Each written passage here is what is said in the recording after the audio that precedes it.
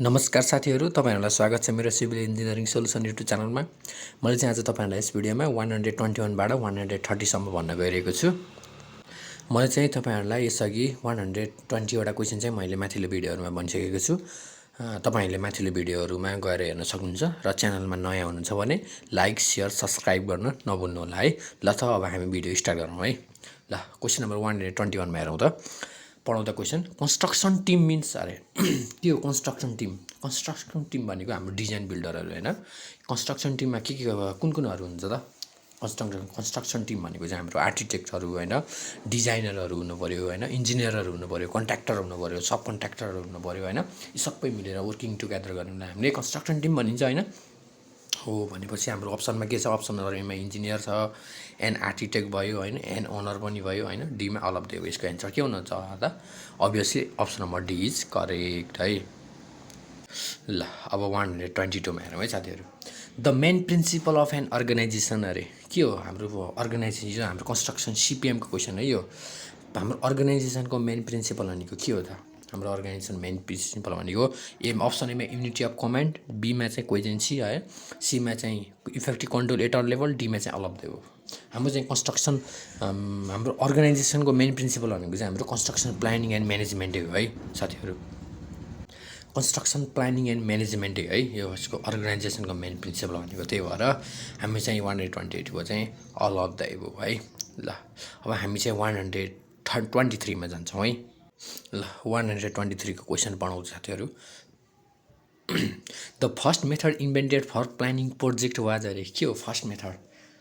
बार chart method हो कि milestone chart हो कि क्रिटिकल पाथ मेथड हो कि हैन, program evaluation and review technique PRT पट हो? ल के होला त? ल साथीहरु भन्नुस् त के हुन सक्छ हाम्रो यसको एन्सर? बार चार्ट हो कि माइलस्टोन? यसको चाहिँ हाम्रो बार चार्टै हो है। किन बार चार्ट भनेको चाहिँ हाम्रो कुनले डेभलप गरेको? हेनरी ग्यान्टले हैन, हेनरी ग्यान्टले डेभलप गरेको भएर यसलाई चाहिँ हामीले ग्यान्ट चार्ट GANTT ग्यान्ट चार्ट पनि भन्न सकिन्छ है हामीले है। त्यो कुरा चाहिँ बुझ्नु पर्यो।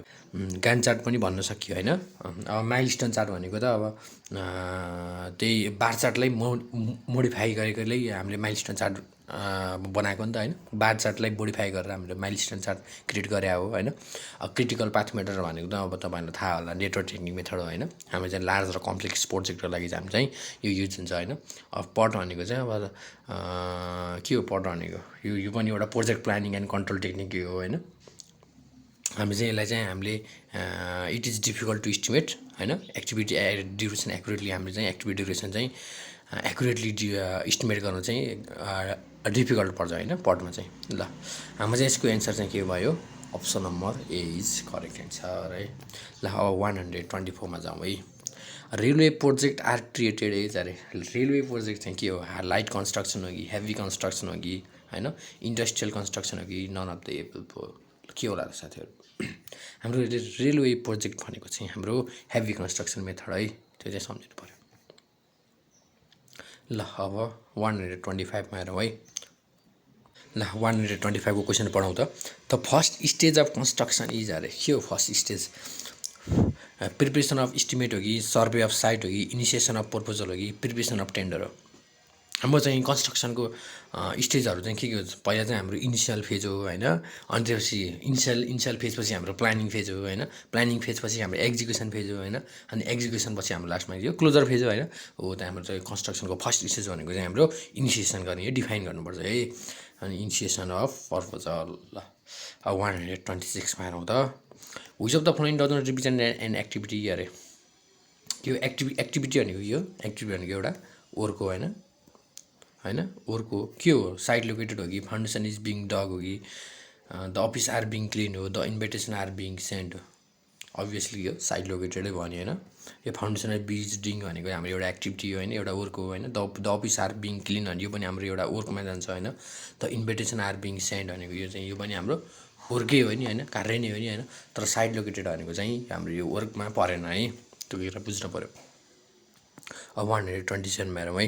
The most reliable estimate is अरे के हो? मोस्ट रिलायबल इस्टिमेट भनेको यो त पटक धेरै पटकसम्म आइसक्यो यो क्वेशन चाहिँ। द मोस्ट रिलायबल इस्टिमेट भनेर हामीले चाहिँ डिटेल इस्टिमेटलाई हामीले भन्न सकिन्छ। किनकि हाम्रो डिटेल इस्टिमेट भने हाम्रो एक्युरेट मेथड हो हैन।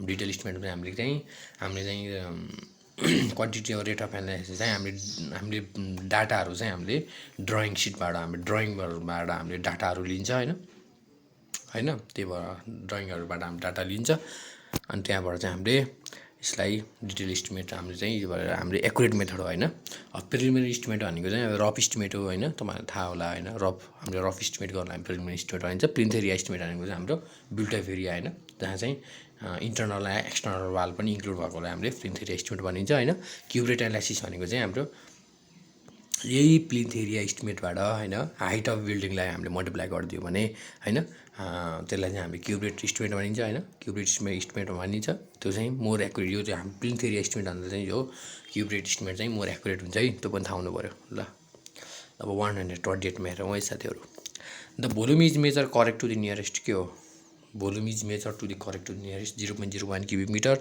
0.02 cubic metre 0.03 cubic metre 0.04 cubic metre यसको चाहिँ भोल्युम चाहिँ हाम्रो 0.01 क्युबिक मिटर है अब डाइमेन्सन पनि अब यदि यहाँ भोल्युमको साथ हो यो भोल्युमको ठाउँमा यदि डाइमेन्सन भन्न सोधेको भए हामी के हुन्छ त डाइमेन्सन भन्न सोधेको भए 0.01 मिटर हुन्थ्यो होइन अनि यदि एरिया सोधेको भए के हुन्थ्यो एरिया सोधेको भए 0.01 स्क्वायर मिटर हुन्थ्यो होइन अनि त्यसपछि क्युब सोधेको भए 0.01 क्युब मिटर क्युब त अलरेडी सोधिरहेको छ होइन अनि यदि वेट सोधेको भए के हुन्थ्यो भन्दाखेरि वेट सोधेको भए 0.001 टन अन्त है त्यो पनि ध्यान दिनु पऱ्यो है यो टन है यो कुरा चाहिँ ध्यान दिनु पऱ्यो साथीहरू है ल अब हामी चाहिँ यसको एन्सर के भयो अरे option number A is right ल अब हामी चाहिँ 129 मा जान्छौँ है ल 129 को क्वेसन पढाउँ त the main factor to be consider while preparing a detail estimate are option number एमा quantity of material option number बीमा एभालुटी अफ मेटेरियल